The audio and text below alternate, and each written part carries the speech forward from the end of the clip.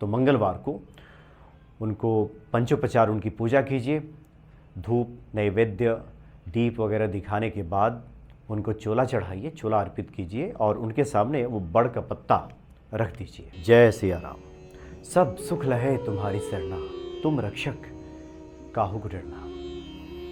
सावन का महीना है, आप कहीं भी निकल जाएं, अभी का जो वातावरण है भक्तिमय वातावरण है। जिस व्यक्ति के हृदय में तनिक भी भगवान शिव के प्रति श्रद्धा है, कांवड़ियों को देखकर, दिवालियों में भगवान शिव के जयकारे सुनकर उसका हृदय भक्ति भाव से भर जाएगा। और भगवान शिव तो ऐसे हैं जो आप मांगते रहिए उनसे, वो देते रहें, उन्हें याचक पसंद है। ऐसा गोस्वामी तुलसीदास जी ने विनय पत्रिका में काफ़ी उनके बारे में प्रशंसा की है, बातें लिखी हैं। और गोस्वामी तुलसीदास जी तो ये भी कहते हैं कि एक बार ब्रह्मा जी स्वयं शिवलोक पहुंच गए उलाहना लेकर के माता पार्वती के सामने और कहा कि आपके पति इतने भोले हैं, भोले भंडारी हैं कि बिना सोचे समझे ही अपने भक्तों को कुछ भी दे देते हैं, मेरे लिखे को भी मिटा देते हैं। मैं जो लिखता हूँ, किसी का भाग्य लिखता हूँ, उसको बदल देते हैं। मैं तो सिर्फ नाम का ही विधाता रह गया हूँ, असली विधाता तो भगवान शिव हैं। मैं जो लिखता हूँ उसको भगवान शिव मिटा देते हैं, भवितव्य मिटा देते हैं। भावी मेट सकहि त्रिपुरारी, गोस्वामी तुलसीदास जी ने कहा है। आमतौर पे निष्काम भक्ति को प्रधानता दी जाती है कि ईश्वर से कुछ मांगना नहीं चाहिए, लेकिन भगवान शिव इसके उलट हैं। आप उनसे मांगते रहिए, उन्हें तो सकाम भक्ति भी पसंद है। भक्ति चाहे आप क्रिया से करें, भाव से करें, मंत्रों से करें, सबसे प्रसन्न हो जाते हैं भगवान शिव। आमतौर पे भाव को भी प्रधानता दी जाती है, लेकिन भगवान शिव की भक्ति में क्रिया की भी प्रधानता है। भाव शून्य भी अगर भक्ति हो गई, सिर्फ क्रिया भी हो गई भगवान शिव की भक्ति में, तब भी भोले भंडारी प्रसन्न हो जाते हैं। हम लोग महाशिवरात्रि की जो कथा सुनते हैं, बहेलिए की कथा, वही तो है। उसका भाव कहाँ था? वो तो अपने शिकार में लगा था और उसके पात्र से जल गिरता है और भगवान शिव का अभिषेक हो जाता है। तो भगवान शिव तो इतने भोले हैं, आशुतोष हैं कि सब दे डालते हैं अपने भक्तों को। वैसे ही हैं श्री हनुमान जी। हनुमान जी भी अपने भक्तों को सब दे डालते हैं। गोस्वामी तुलसीदास जी ने इसलिए कहा भी है, सब सुख लहे तुम्हारी सरना। काफ़ी दिनों से कुछ जिज्ञासाएं सामने आ रही थी कि सावन में श्री हनुमान जी को हम कैसे प्रसन्न करें, किस प्रकार से उनकी पूजा आराधना करें, क्योंकि सावन के मंगलवार की बड़ी विशेष महिमा है। और इस बार सावन की शुरुआत ही मंगलवार से हुई, तो पहले कुछ बातें इस पर नहीं हो पाई, जो कि मेरा भी बाहर जाना हुआ था कैंची धाम, और उस तरह कुछ समय लग गया और बाकी कुछ अन्य व्यस्तताएं रहीं, जिस पे पहले मंगल को लेकर के बातचीत नहीं हो पाई। लेकिन इस बार जो मंगल आ रहा है, उस दिन आप हनुमान जी को जरूर प्रसन्न करें और कुछ ऐसे हम आपको उपाय बताएंगे, कुछ ऐसी बातें करेंगे जो कि सिद्ध साधकों ने इन उपायों को किया है और हनुमान जी की प्रसन्नता उन्हें प्राप्त हुई है। लेकिन उसके पहले कुछ आवश्यक बातों पे ध्यान देना बहुत ज़रूरी है, क्योंकि हमारा भरोसा किसी एक शास्त्र पे, किसी एक गुरु पे होना बहुत आवश्यक है, श्रद्धा होनी बहुत आवश्यक है। क्योंकि हमारे धर्म में बहुत सारे विविध ग्रंथ हैं, पुराण हैं, उपनिषद हैं, वेद हैं, कई ग्रंथ हैं, गीता है, रामचरितमानस है, भगवान राम पे भी कई कृतियां हैं जो लिखी गई हैं। तो सब हम पढ़ें, सबका हम पाठ करें, सबके बारे में जानकारी हम इकट्ठी करें, लेकिन हमारा जो भरोसा हो वो किसी एक शास्त्र पे हो, किसी एक ग्रंथ पे हो, किसी एक गुरु पे हो, उसके वचनों पे हमारा पूरा भरोसा हो। हम ये बात इसलिए कह रहे हैं कि कई बार हम कुछ भक्तों से जब मिलते हैं, साधकों से मिलते हैं, तो जो वो बातें कह रहे होते हैं और जहाँ से वो बातें सत्यापित हो सकती हैं, स्थापित हो सकती हैं, उस ग्रंथ का नाम लेने लगते हैं। जैसे श्री रामचरितमानस की अगर बात कोई भक्त कर रहा हो, कोई साधक कर रहा हो और उसकी बातों की पुष्टि श्री रामचरितमानस से नहीं होती है, तो फिर वो गीता की बात करने लगता है, फिर वो उपनिषद की बात करने लगता है, फिर वो वेदों की बात करने लगता है। वैसे तो सत्य एक ही है, एकम सत्यम विप्रा बहुधा वदन्ति।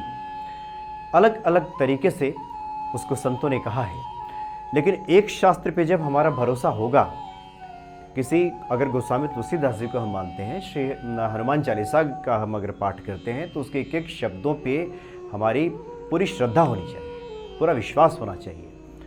अगर गोस्वामी तुलसीदास जी ने लिख दिया है कि हनुमान जी जन्म जन्म के दुखों को मिटा देते हैं, तो इस बात पे हमें पूरा यकीन करना चाहिए, पूरा भरोसा करना चाहिए। अब उसके लिए फिर हम किसी अन्य ग्रंथ की बात नहीं करनी चाहिए कि नहीं जो आपका जो रहा है पुराना जो प्रारब्ध है वो तो मिलकर ही रहेगा।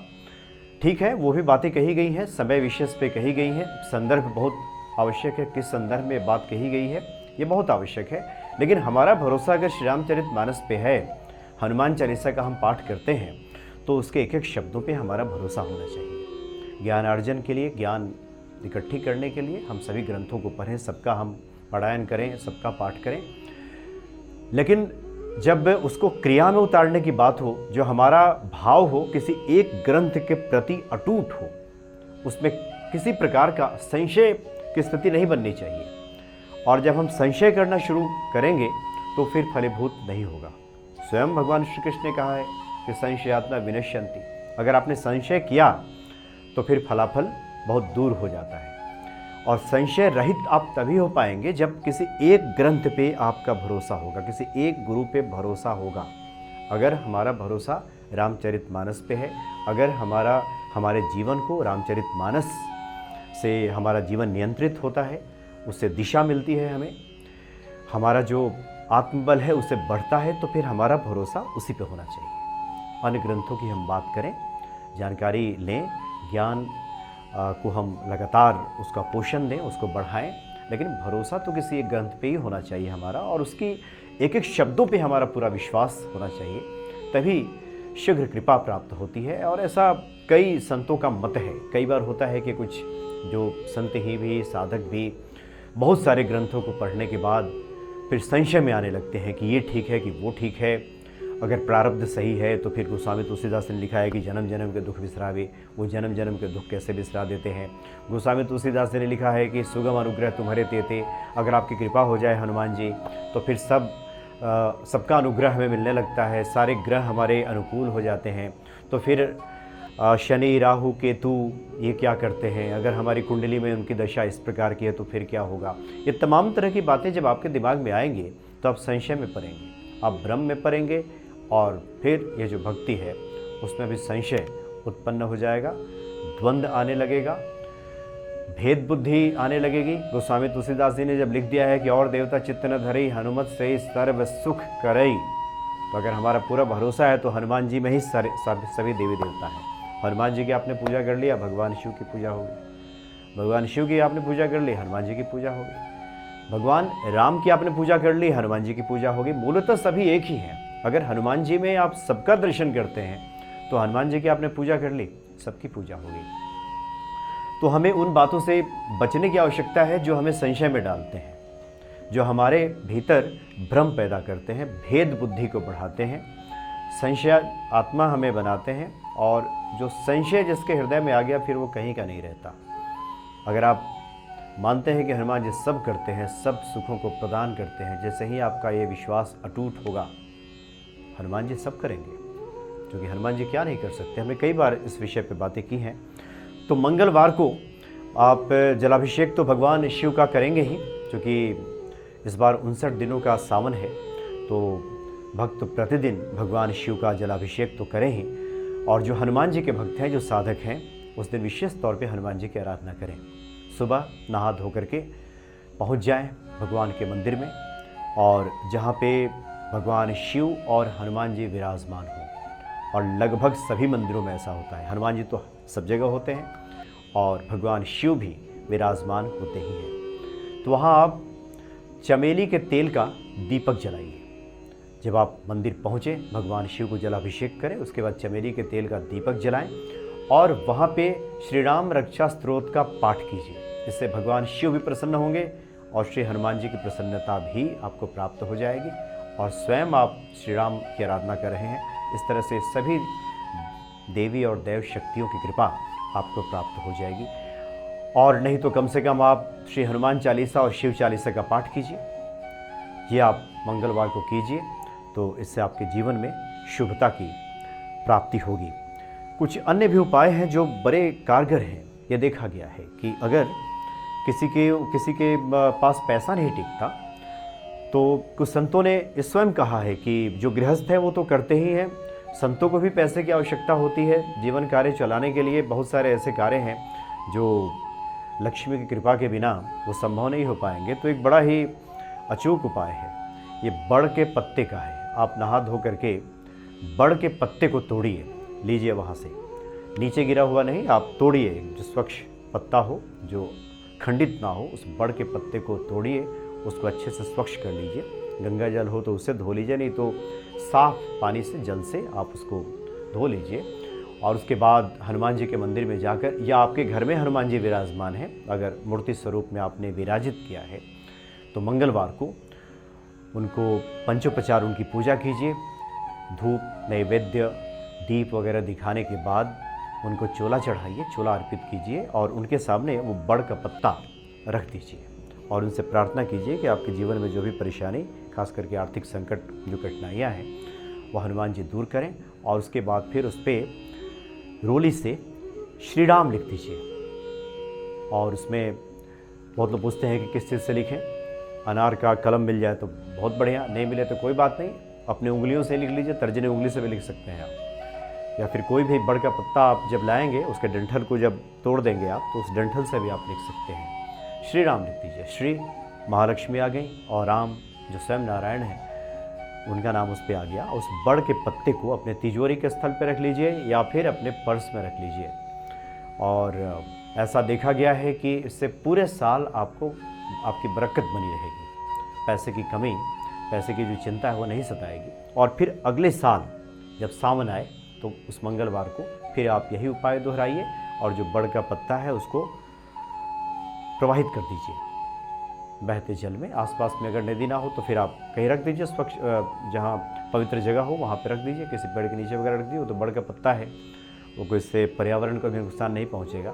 तो एक तो आप ये कर सकते हैं और ये लगभग सभी लोगों को करना ही चाहिए। और एक और बहुत ही अचूक उपाय है जिसमें आपको कुछ मंत्र जप करने हैं। आप ऐसा कीजिए, मंगलवार को नहा धो करके मंदिर में पहुँचिए और वहाँ पे चमेली के तेल का दीपक जलाइए और एक गुलाब की माला ले जाइए अपने साथ हनुमान जी को अर्पित करने के लिए। और केवड़े का इत्र ले लीजिए। केवड़ा, जो केवड़ा आता है, केवड़े का इत्र आपको उपलब्ध हो जाएगा। केवड़े का इत्र ले लीजिए और पान का पत्ता ले लीजिए। इतने सामग्री लेकर के आप पहुंच जाइए मंदिर, या फिर अपने घर के मंदिर में भी आप कर सकते हैं मंगलवार को हनुमान जी को चोला चढ़ाने के बाद।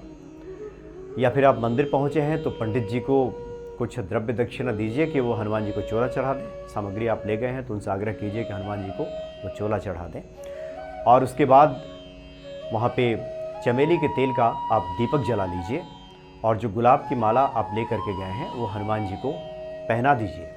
और जो केवड़े का इत्र आप ले गए हैं वो हनुमान जी के दोनों कंधे पे उसका छिड़काव कीजिए, उसको छिड़क दीजिए। और वैसे भी देखिए, एक बहुत महत्वपूर्ण बात ध्यान में आई कि जो लोग भी हनुमान जी की पूजा आराधना करते हैं अपने पास इत्र जरूर रखना चाहिए। उसमें जो शुद्ध इत्र हो, जिसमें अल्कोहल ना मिला हो।